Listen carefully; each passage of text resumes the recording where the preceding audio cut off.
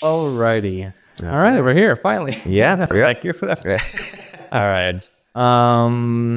Yeah, well, thank you for being on the show, first of all. It's great to have you, man. Thank you. Yep. Thank you for inviting. Yeah, I think this is what, first time in the 3 years? Yeah, I want to say so. Yeah. About 3 years. What, Beat Lab Academy, right? B Lab. Yeah. All things to Mooder. And yeah, well, no, we'll definitely talk about what's it called, Beat Lab Academy later on in this discussion. But I'll first have you kind of introduce yourself to everyone here. Okay. Yeah. So my name, my birth name is Roger, but my artist name is Kanderous. I grew up in Indio, California. If you don't know where that's at, that's where Coachella Fest happens. And then, so I was there all the way up until high school. And then went to Cal State Long Beach, came and moved here to Long Beach. And I've been out here ever since. Done a lot of things. So I run my own business and personal training. Eventually got into music. And yeah, just doing my own thing. Yeah, so let's get started a little bit with your background. You said you grew up in Indio. Tell us that. I mean, that means what? Coachella all the time was every year expected? Well, not really. I actually didn't get into like going to festivals or music events until I want to say like 2018. I had like growing up in Coachella, I had heard about Coachella Fest, but had no interest of like attending music festivals or anything like that. And then, yeah, my first event was actually seeing Cascade out here in Long Beach. And then ever since then, that was the start of it. So at least back when you were living in Indio, what was your music background in, or if you had any music background? Yeah, sure. So growing up, I had like an interesting way of like how music was played into my life. My dad, when he was in the Philippines, he actually worked for a piano manufacturing company, and he would repair pianos, he would tune pianos. And so when I was growing up, we had a piano in the house. And so I would hear him play, and also him like tuning the piano in the house and stuff like that. And so that was like my exposure, like a unique exposure for me into the music world. And then leading into that, I eventually started taking piano lessons sometime in like middle school. At the same time, I was doing like concert band in middle school, so I learned how to play the flute at that time. And as I was learning piano, I eventually like started doing competitions for it. So what is that? Like just piano competitions and performances. So learning piano, I was like more into classical music, so like Chopin and Claude Debussy and stuff like that. And it was more performance based, so I didn't really learn like music theory, like I see. chords. Where it was more like reading sheet music, memorizing music, and then eventually performing. I see. At like concerts and stuff like that. One second. Yeah. See if I can turn on. Yeah. Yeah. So it's just it's gonna be annoying. Somewhat about pause 11. Yeah. I'll turn off in a second. Does it pick it up? Like it does. Oh shit. Yeah. And it's annoying to edit out just because of like I'm having to like edit it in between what we say. So I'll just give it a second. Yeah.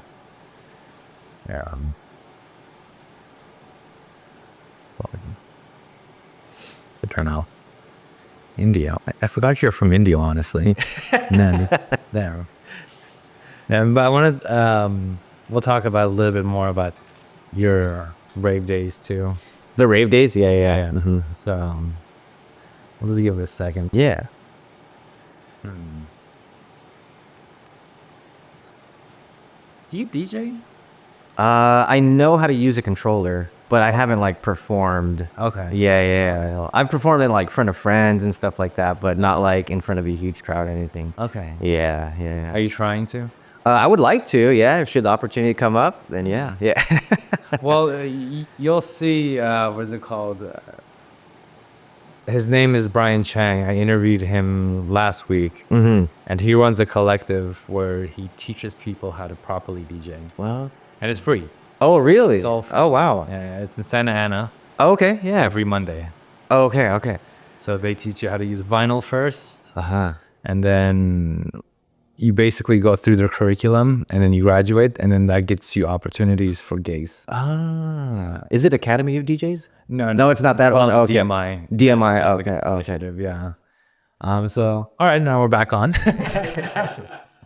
Where were we at? We were talking about you being in India, being on Coachella. Uh-huh. You've never had any interest. No, no, no. Yeah, I was. Yeah, I mean, my music taste was like kind of all over the place. Yeah. I mean, I was in concert band in middle school, and then in high school I did marching band. I let go of playing the flute. Let's have the mic. Just bring it closer to you. Yeah, there you go. Yeah. Better. Yeah. Very good. Cool. Yeah, so I let go of like playing the flute in middle school. In high school, I actually switched gears to learning percussion. So I was playing like snare drum, bass drum for like the drum line over there. And so I got the, the sense of like enjoying what beats are and stuff like that. Yeah. So you know like rhythm and you can, interesting. Yeah. You've had a pretty wide variety of musical background even before you got into touching Ableton. Yeah, for sure. Yeah. And then correct me, were you producing before you went to Beat Lab Academy? Or? No, not at all. Beat Lab was like, well, I had been interested in music production. So after high school and before Beat Lab, there was like this period of time where I was just listening to music. And then eventually I went to my first EDM show, which was Cascade Sun Soaked. And then from then on, I was like, oh man, this is sick. Okay, so yeah. Let's dive into that part because I always love asking people about their first electronic EDM experience. Yeah, and the story behind it. So you said it was Cascade Sun Soaked? Sun Soaked, yeah. Is that like on the beach? Yeah, on the beach in Long Beach. In Long Beach. Yeah. So I remember it was like a hot day, but the music was great. Are we talking about like feet on the sand? Oh yeah. Everything. Really? So the water's right there. Yeah, the water's right and there. You're listening to Cascade. Yeah, Yeah, it was so much fun, honestly. Yeah. I think it was his last Sun Soaked show. Honestly, it might have been his last one because I know he did like maybe 2 at least or 3. And this was after high school, you said, or yeah, this was probably like 2018. So this was maybe my 4th year in college. 4th year in college. And then what, your homies like, hey, let's go to this random event that you had? Yeah, I don't remember exactly how it came up, but maybe I think it might have been my friends like, hey, Cascade's throwing the show. And Long Beach. Cascade. Yeah, and I was living in Long Beach at the time, so I was like, well, I'm right there, so let's go. Damn. Yeah. Okay, so you went, and then what was it that you fell in love with? The music, the community, everything? Oh, both. Like the vibe. Yeah, I mean, I had listened to Cascade's music just on like streaming service. Yeah. And it's just like, I mean, before going to the show, I was like, why would I go to the show? I could just listen to this, in my car, like on my headphones. But going live just like totally changed my perspective. And I was like, dude, this is like different vibe, hearing it live and whatnot. Yeah. Okay, so now you've gotten exposed, and then were you kind of just like on a bender of going raving? Yeah, so I think my first rave was Nocturnal. Oh, Nocturnal. The Glen Helen? Oh no, it was Nocturnal. Shoot, what was it? Wonderland. Was it? It might have been Beyond. Yeah, but it was at the Nas Center. Nas Center's probably been Beyond. Yeah, it was probably Beyond. Yeah. Okay. But yeah, so then going to a festival, you're exposed to different genres. Yeah. And so I mean, I already liked house music from Cascade, and then I think one of the first. Oh, sorry, hold on. Yeah, no worries. I can edit that. Am I good? Am I good on time with my car? Well, how long did you put for? It's already been probably an hour. Yeah. Do you want to go and put a meter in? I can give you my key so you can get in and out. Yeah. Just red tag. Like anytime you see the black, you're only gonna have to use it to get inside, and use it for the elevator. Okay. Yeah. What floor are we on? We're on the second floor. Oh, second floor. Okay. Fine. Okay. Yeah. Worst comes to worst, you can call us. Yeah. But we can continue on. But so yeah, what are we talking about? Oh yeah, you're at your first rave. Yeah, my first rave. And then so first rave, of course, you're being exposed to different genres. Yes. Yeah, and so I was already exposed to house music with Cascade, and so hearing my first dubstep artist or bass artist was, I believe, oh man, I forgot the name, but man, the bass hit, and I was like, dude, this is freak, yeah. And so that was, it was Hero Bust. Hero Bust, yeah, it was the first bass artist I had heard. And yeah, just like the bass and then like people headbanging together. I was like, dude, this is crazy. Yeah. Were you a headbanger? Yeah. Well, I eventually, from then on, I turned into a headbanger. So then I liked both sides. I mean, I'm not like, oh, house is better or dubstep is better or techno is better. I love it all. Yeah. So yeah.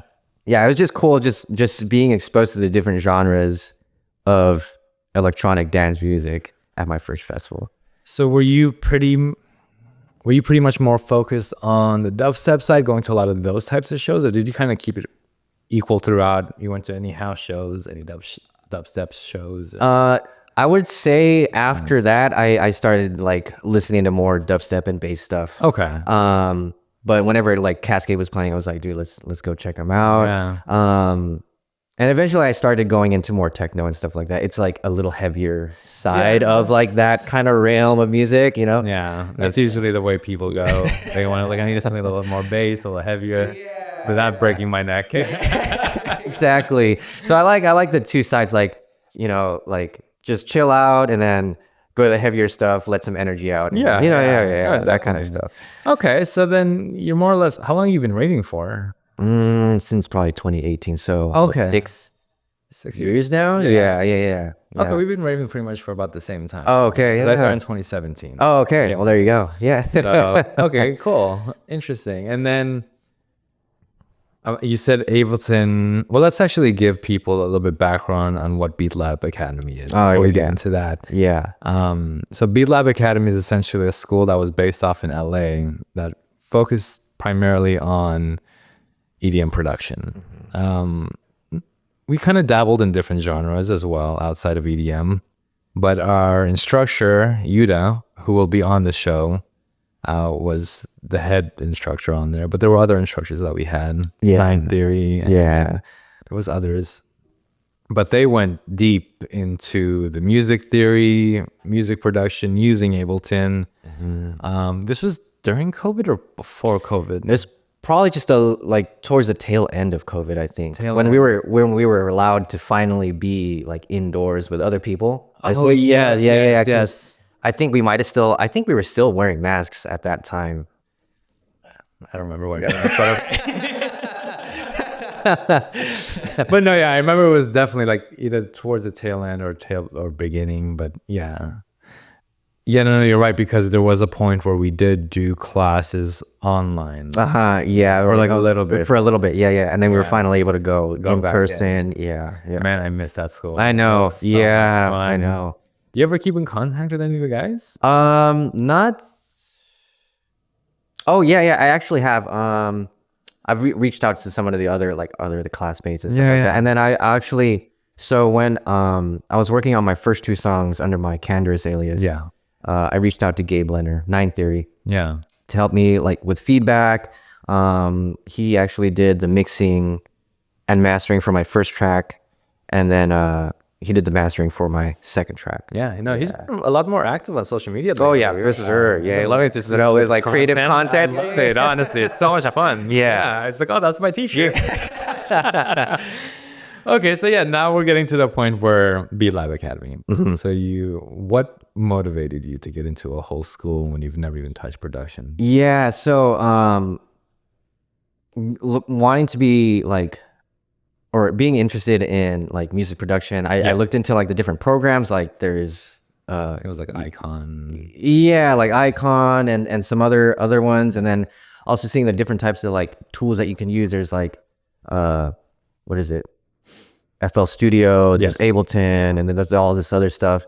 And so I kind of like, did my research on what's a good program to use, or what's it called? DAW to use. And Ableton was, one of the top rated ones. And so, and I wanted to look for a program that was also affordable, good, good reviews, good feedback from other students, from the instructors, and Beat Lab was one of the ones that popped up, and so I took the chance, and why not? Yeah. Yeah, honestly, I was kind of the same exact way. I was like, because I think it was about already a year in, but I was like trying to teach myself, and it is hard. At least getting the first steps in, especially if you want to get to a point where you're like learning the fundamentals. Oh, for sure. And understanding the basic concepts to generate at least a decent track. And like, what's like kind of like the first things you should pay attention to? Exactly. Like, because there's so much on Ableton. Yeah, it gets overwhelming. Yeah, and looking at all the tutorials online on YouTube and all that stuff. Yeah. I remember the first time I opened up Ableton, I was like, oh God. Yeah. There you go. This that take time. Thank you. Thank you. Yeah, I remember like opening up Ableton for the first time, and I was just really overwhelmed. But Oh yeah. that's with anything you start new. There's always that anxiety build up. So Yeah. but you didn't open up Ableton until you got into BeatLab Academy. Yeah, I had downloaded it and like Yeah. just like looked at like random Stuff. tutorials. I'm like, I still don't understand. Like, how do I even start putting notes down and stuff like that? Yeah, and like how do I start creating my first song and whatnot? But B-Lab like helped create that direction into getting your first track. I think what would have taken 2 years, we probably squeezed in like what, 8 months? something like 6 months, I like think. 6 months. It was an accelerated program. Yeah. And we were meeting what, once a week? I think so. Yeah, once a week. But it was like full day. Oh yeah, Yeah, we were there for what? like 4 hours maybe at least. Like 4 or 5 hours, depending if we did like a little bit extra afterwards. Yeah, we were out at night. Like out of remember, class, it was like super late at night. Yeah, I remember we'd get out because it was almost during wintertime, November. Yeah. Man, those bring back memories. That is going through a whole nostalgia thing. I know, yeah, but I mean, unfortunately, the place, like the physical location closed down. Yeah. that's a bummer. It's like, But it's still, like Yuta still is doing a lot of his oh own yeah, stuff, I've actually done some of because I know he started doing online classes and stuff like that. So I actually attended some of his. like the Sunday ones. Right? Yeah, the Sunday. Yeah. It's been a little while, but yeah, when he first started doing that. So what do you guys do? Do you mostly just review tracks, or is there like a subject matter of the day that you guys? Yeah, there's a subject matter. I'm sure he'll talk about it, but yeah, like there's like a topic that he'll talk about, whether it be like rhythms or something like that, or a specific genre. Yeah. And he'll teach on that subject, and at the end, if we have time, we can send in anything that we're working on. And if you want any feedback, then he'll go over it. Yeah. Okay.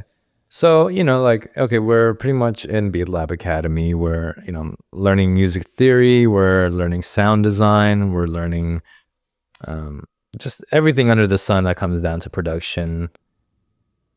Did that kind of help you decide if you want to be more on the house, on production, more dubstep, or do you still kind of want to cover? Oh, I want to cover everything. I think like every genre has something to teach along the process, and like you can share those concepts with genres and yeah.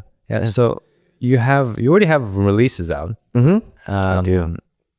Can you give us like the genres and some of the songs names? Yeah. So my kind of more like chill side, like house and techno, my alias is Kanderous, and my first release is Smell the Flowers. And that was actually like my final project for BeatLab. Was it really? Yeah. Oh, okay. Yeah. And then Gabe, Nine Theory, he helped me mix and master that to be ready to release, and that was like 3-4 years ago, something like that. Yeah, something like that. And then my second track under Kanderous is My Love. That was, I think, 2 years ago or something. Yeah. So what would you describe your vibe in house that you kind of gravitate towards? It's more chill. I mean, I get my inspiration from like Cascade being like my top like house artist, progressive house artist that I listen to. So I get inspiration from him. I get inspiration from like my first song, Channel Tress. Yeah, so I got inspiration from him, that track specifically. And yeah, I mean, yeah. And then you have another alias. I do, yeah. So my other alias is like much more underground. I don't have anything released on like major streaming platforms. It's only under SoundCloud as of right now, and that alias is Hand Fight, which is my dubstep bass side of me. And I have 2 tracks. The first one, one of them is Crucifix. That's the latest one. The other one is, oh man, I'm like already blanking out on the name. But yeah. Yeah, no worries. Yeah. No worries.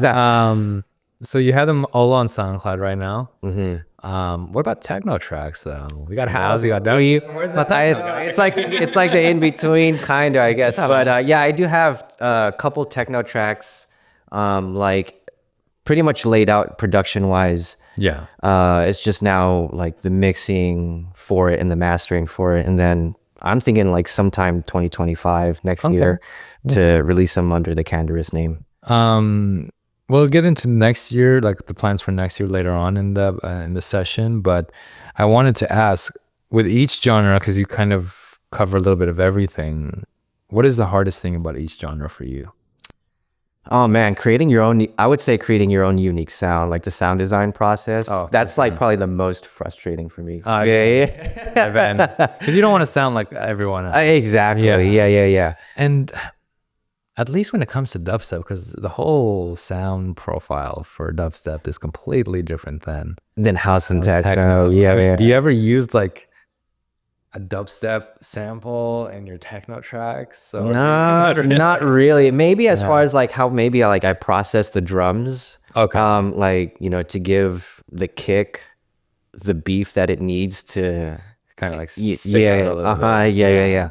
So I'll use like the same process and like processing the drums for like dubstep and techno, because I know techno is like you need a solid kick in there. And so the same thing for dubstep, solid kick in there too. Really? Yeah. Interesting. At least in my perspective, like I've never produced dubstep, so I don't know. I thought you always gave more focus on the sound. growls. Yeah, for sure. Yeah. Because usually dubstep songs, how long do they normally go for? I mean, like 2.5 minutes. 2.5 minutes.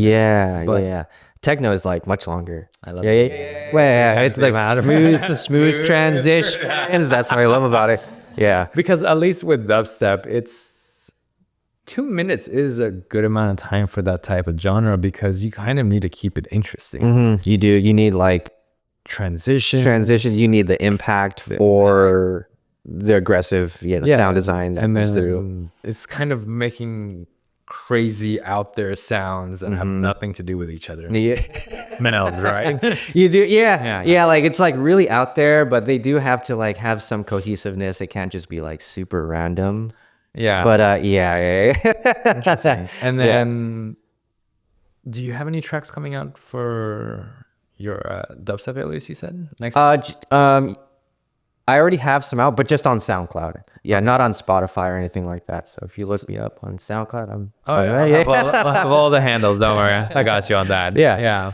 Before we move forward, I wanted to ask, so like, you would say that what you're just doing right now and what Nine Theory is doing, are they kind of like almost mentors to you? Do you kind of use them as... I would say so. Yeah. Like, I mean, I'm always like looking up their content and like picking ideas from them. Yeah. I mean, I like when I was releasing my second track, I wanted feedback, so I reached out to Nine Theory for feedback on that, mixing wise too. Okay. Yeah. So how'd that kind of pan out? Was it like you sent him your track and he more or less just gave you tidbits on what to do, or did you guys like actually sit down and... Yeah, we did like a Zoom call. Okay. Yeah, and so I mean I reached out to him on Instagram like, hey Gabe, I would love some feedback, learn more about the mixing process for it too.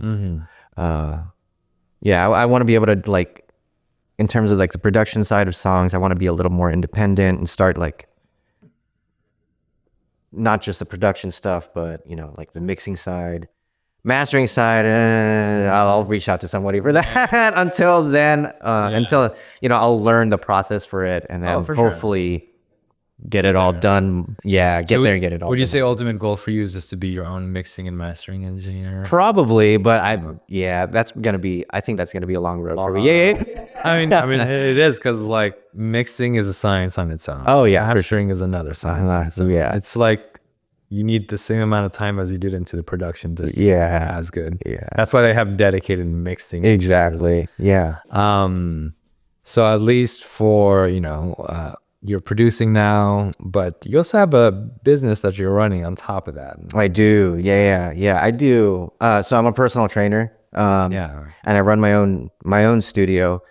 And so juggling those things, I also picked up Brazilian Jiu-Jitsu as a hobby. And so You were competing too. yeah, I compete too just as a hobby. And so it's like juggling all those things around. So, I mean, I have my business side to, for my livelihood, and I enjoy helping people become healthy and fit. Then there's my creative outlet, which is music production and stuff like that. Then there's my physical exercise outlet, which is jiu-jitsu. And so juggling all those things can be, That's life. Huh? yeah. So you have your own business. You're running that. Would you say right now production is? You said more of just a hobby, or is it something you would like to take it further, take it to the next step? So Yeah. I'd like to take it to the next step, like performing, should the right opportunity come. Yeah. Produce more, release more tracks and stuff like that. But yeah. How long does it take you to finish a track? Oh, man, it depends. It depends how. I always love asking people that. Man, it depends. Like I have a graveyard of just random names of tracks, like with just kick drum hats and clap ideas and no melody, and then some of them like have some stuff going on. But if like for example, like my second track called My Love, that took me maybe like I don't know 3 days to finish. Oh wow. Yeah, 3 days to finish. My first track, Smell the Flowers, took maybe production-wise, it took like maybe a week. Mm-hmm.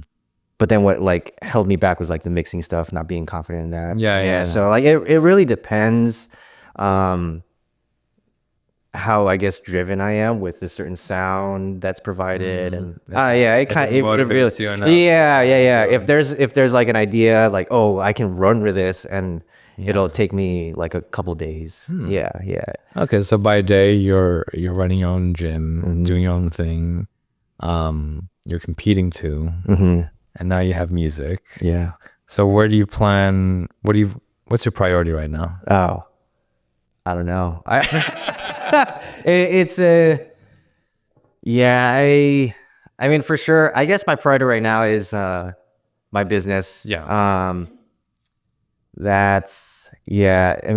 that's the moneymaker. No, for sure. And right now it's it's allowing me to touch on music production and my athletic side. Yeah. You ever thought of a way of seeing how you could meld the two worlds together? Oh yeah. Because I've always seen like those bicycle classes. Yeah. Classes, and then they're blasting like, EDM music. Yeah. So I I'm mean, curious to know. yeah, like integrating music into maybe my fitness. Like sometimes I'll even tell my clients that when I'm training, like, oh, like I do this for fun. Like I produce music, and so sometimes they'll want to hear my music in the studio. You gotta feel like, okay. Yeah.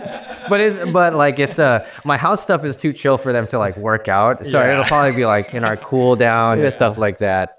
But I mean, I guess eventually there's gonna be some cross to it. Maybe like I know for you like what's it called? You're doing video editing and stuff like that. And maybe who knows, you'll video edit for some Brazilian Jiu-Jitsu athlete, and maybe they want a track to be made for their background, and then and that's exactly it, because people would always like I have almost similar situation as you. I have my day job being an engineer, like music production, and then I have the side hustle of doing video production. Yeah. So my whole thing was like, how can I like what's it called, like combine everything so I'm not having to juggle. Yeah. So that's where this podcast came in. So it's like part of the music, it's part video editing, But also at the same time, when I'm editing, I'm asking people, hey, send me your tracks, Right. send me your music.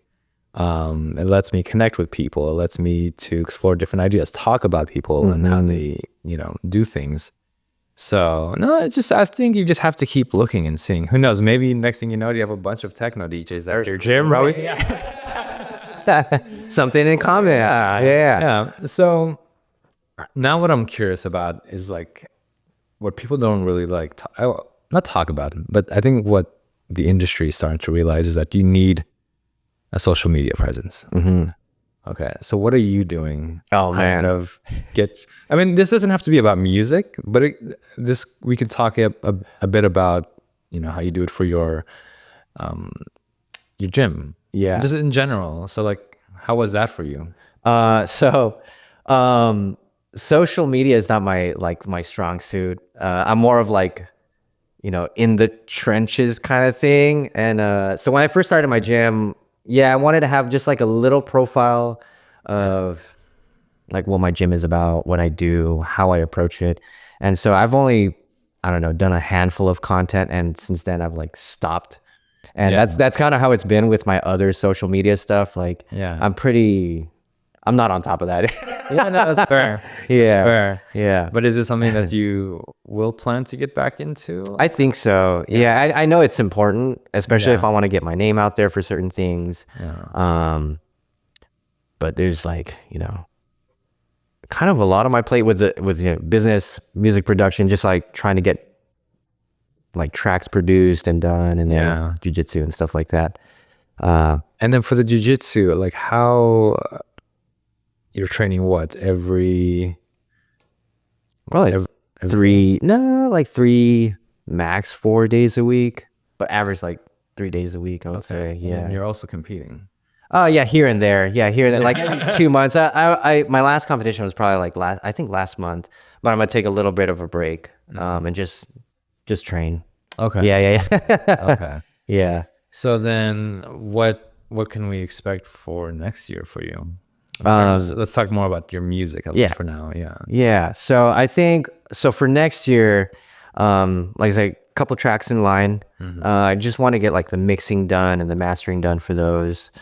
And it's 2 tracks which I would release on my Kanderous alias. Yeah. And we'll see when. Yeah, I don't know when, but sometime next year, releasing those things. And have you started to look into some labels that you might be interested in trying, or do you want to do more of a self-release? More of a self-release. Yeah, I haven't like actually dived into like what labels I would want to release on. Yeah. Yeah.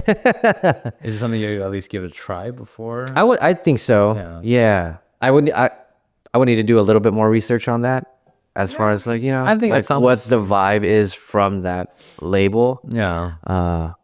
Honestly, I'd like the way I would do it, the way I've done it is just find music that very much kind of is similar to my sound. Right. And then I see what labels they released on. And then just easily Google the label. And then see what's under there. Yeah, no, there's like a whole dedicated website to labels and finding their demo emails. Oh. Yeah. So like you just go on Beatport, go on iTunes.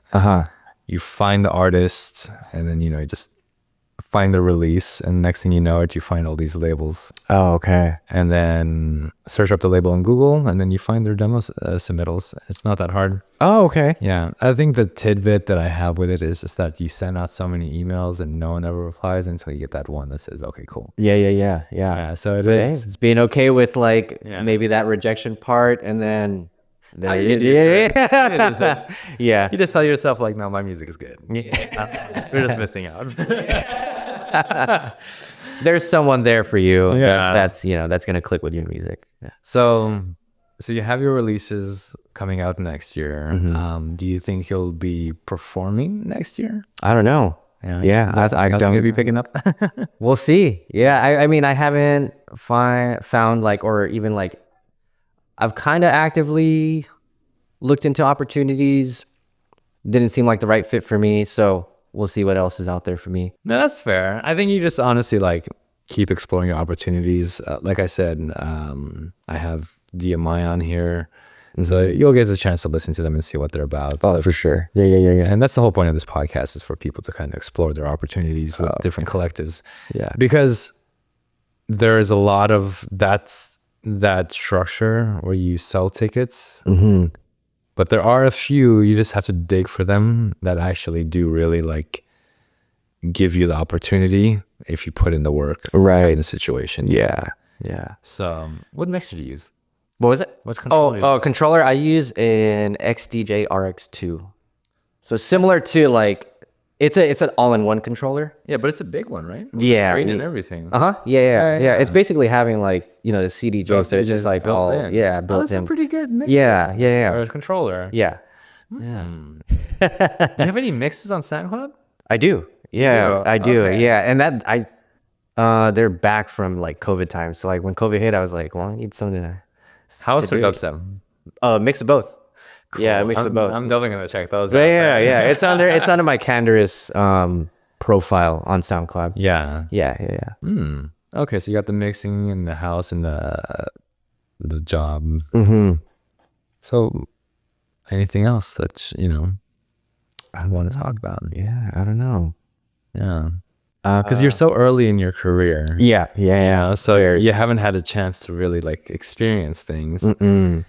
But so you're kind of this little like conundrum of like obviously career and then music. But here's the thing I want to ask you. Say your music just does get to a point where it's like starting to build up and people are asking you like, hey, I want you to play. What are you going to do? Well, I guess I have to find a way to meld in like how am I going to integrate, especially like the energy, like mental and physical energy needed to like do all those things. I'm just gonna have to find a way to fit those things in.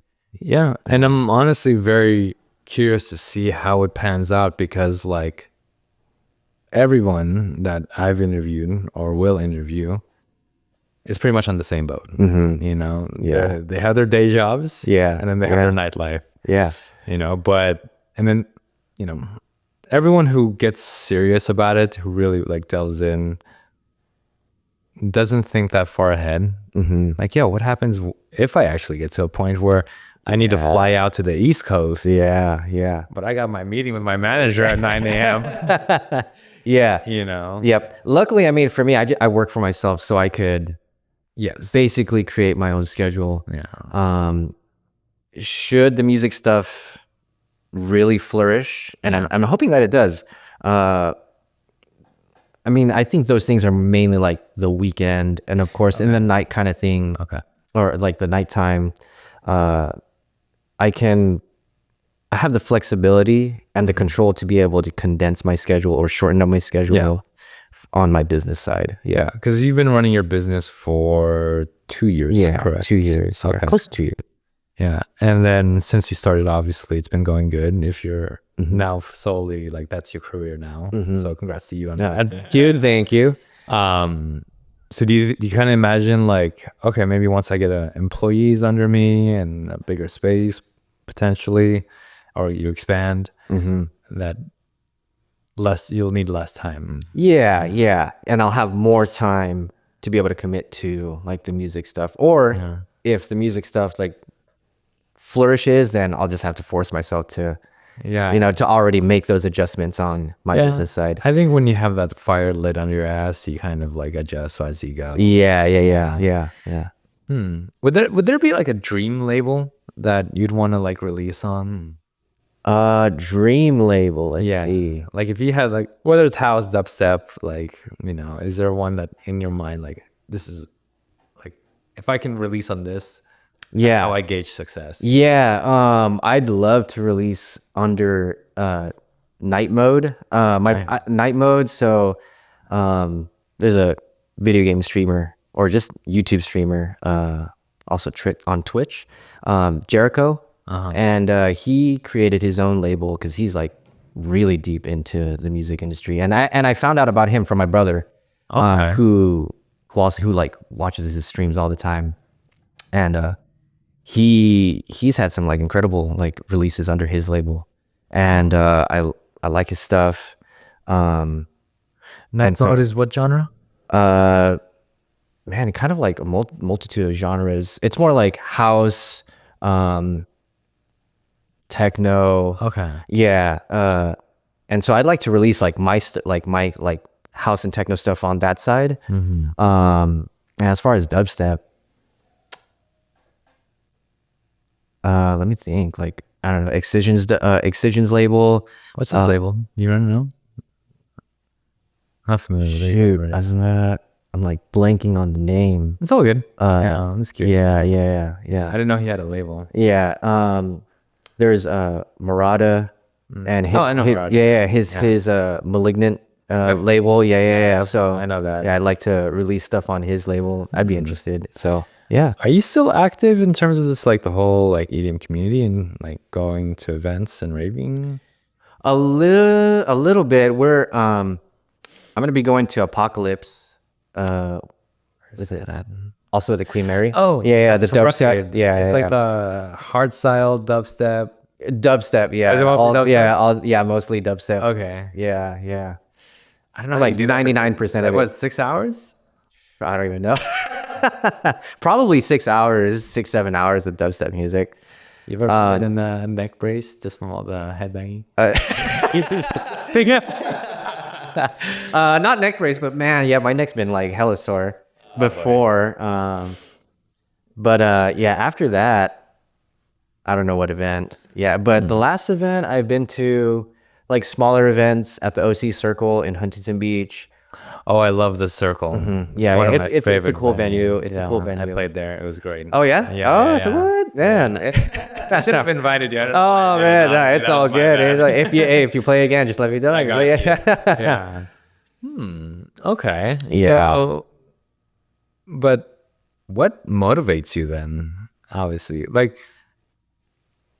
to produce, EDM and to have aspiration and this end goals with this. What is it just purely out of just passion and love for it, or what's the motivating factor? Yeah, it's like the love for the sound, having a creative outlet. I like one of the coolest things is like once you release your song, just like knowing like, dude, I made that. Like I made that. That is And a it's great like, feeling. and like I'll listen to my own song on repeat for. Just proud of it. Yeah, it's how a little child. yeah, exactly, and that's like one of the coolest things about making music, and like that's like my motivation for it. Yeah. Of course, like having other people listen to my song is really cool, but it's more of an internal thing. Question: have you ever heard any of your songs on big speakers yet? No, I haven't. No. No, yeah. Send it to me. Okay, yeah, for sure. Either I'll find someone to play it, or I'll just play one of these. Yeah, right on. Yeah. I just might end up making a techno remix. Oh, there we go. Yeah, I'll send it off to you. Yeah, no, I love hearing other people's music and just talking about like, every track at least has some sort of inspiration behind it, or just sometimes you're like, fuck it, I want to make something. Do you find yourself like, at least when you're making a track with a purpose, do you find it comes out easier, or do you kind of more or less like, let me see where this goes?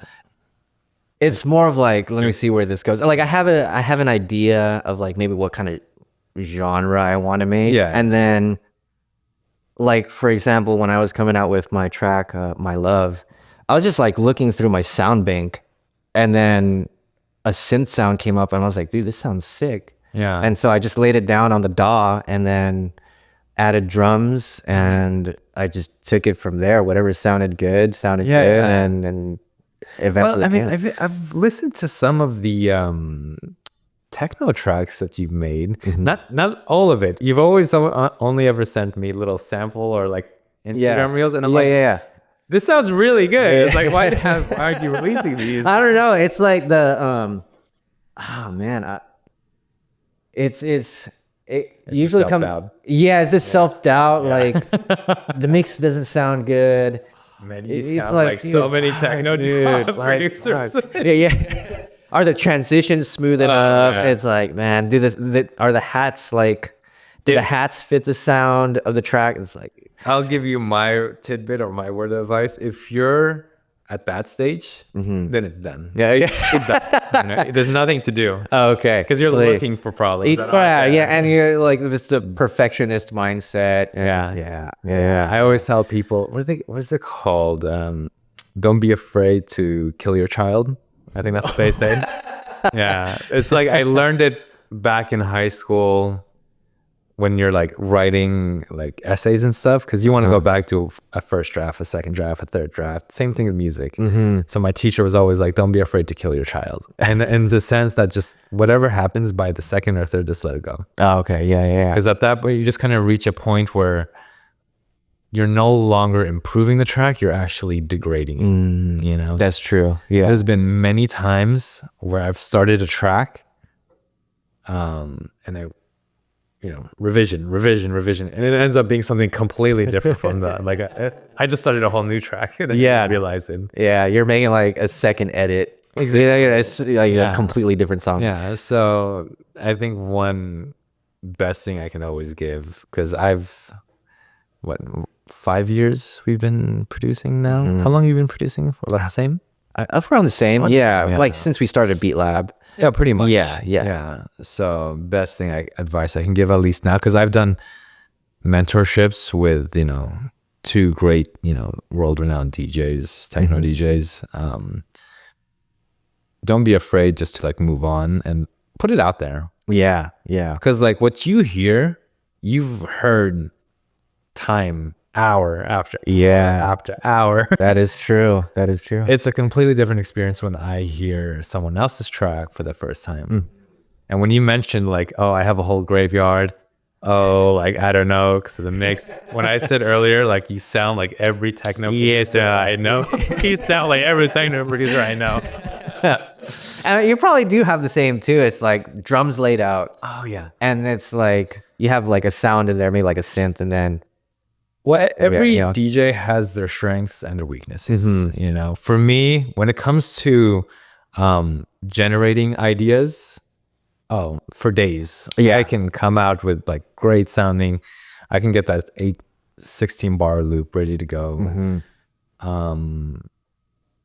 What I struggle with is the arrangement. oh yeah. The I get arrangement. so bored. Yeah, the arrangement, what kind of transitions Yes. you want to fill in. Yeah. So have you ever tried doing collaborations yet? I mean, we did some in school. We did some in school. Actually, me and you, I think, did one. Yeah. But since like the stuff that we worked on. Yeah, before, yeah. no, I haven't actually worked on the collab. Well, let's collab then, right? Let's do it. Yeah, I was actually on the way here. I was like, dude, we should do something. Yeah, no, honestly, and I think that's what I realized when I moved out here. I still didn't have a strong community. I was mostly focused on the production stuff and with work. But I realized whenever I got behind a DAW, that motivation wasn't there. I think because like compared to being in school, hey, we had deadlines. Yeah, that's You're like, if you're serious about this, you need to get this track done. So, but now we don't have that. You're like, tomorrow. Yeah, exactly. Yeah. So, are you kind of the same way? You would say? I would say so. Are Yeah. you competitive? Competitive? Yeah. Yeah, I Healthy would say. I mean, competitive. healthy competitive. Yeah. Okay. So then let's do that then. At least because this is your first podcast and you're still new to the production side. We'll create a track, me and you, Yeah. and we'll do this. What would you say is your strong suits? I'm not gonna do dubstep. Just because. No, you're good. Yeah. How's the techno? Let's do techno. Let's do techno. All right. Next year, when I have you back on the podcast, we are gonna obviously release that track. Yeah. before, Let's do it. and then we'll go and do a deep dive on how me and you work together Sure. and release that track. Yeah. Sounds like a plan? That sounds like a plan. All right. Yeah. Well- It gives us a deadline. Exactly. Yeah. It gives us I like having that pressure. Yeah. See so much better. Something fresh or what? Like completely Brand fresh. Okay, let's do it. Clean. Yeah. All Be a right. little bit of both of us. Okay. So we'll see what comes out. Yeah. And we'll see if we can get it played on a big speaker along with the other tracks. Let's do it. Yeah. Well, Roger, thank you for coming on the show. It was a great meeting you again after 3 years of not seeing each other. Yeah, it's been mainly just like Instagram. Yeah, just like Talking there. Yeah, but it's good to see you in person dude, again. definitely. Yeah. Is there anything you want to just close off with before we end the segment? I don't know. I guess if anybody's like looking to get into music production, just start. Yeah. Just start. I'm sure there's some sort of mentorship program like Beat Lab that can really accelerate the process, especially the beginning. Yeah. Yudi's gonna be on here. He's a great I'm excited for that one. Yeah. And then Honestly, I might have you a week after this one, so that it's like builds up for that. Yeah. I think having a mentor, having a teacher, especially like Yuda, I would honestly go support Yuda night and day. Everything he does is just gold. If you go through his Instagram, Dude. You can learn Ableton just through that. Yeah. What I love about Yuda, the creativity. Oh yeah. I mean, like, I think it was like the first class or something, like, or first two, like he just came up with like a 16 bar loop in like a minute. Killer. I'm like, what the hell is that, dude? It's like his shortcuts and just knowing it, dude. Yeah. And then like I think remember once I was like, hey Yuda, like I have this track that I heard. Can you recreate the sound? He's like, yeah, send it to me. Yeah. He listened to it and he remade the whole sound. I'm like, it's crazy. the man's a wizard. Yeah, he's a wizard for sure. God tier music producer. Nine Theory, check him out. Yeah, Nine Theory. Check out Roger's page, his fitness, his music. I'll have it all in the description. Yeah, man, of course. All right.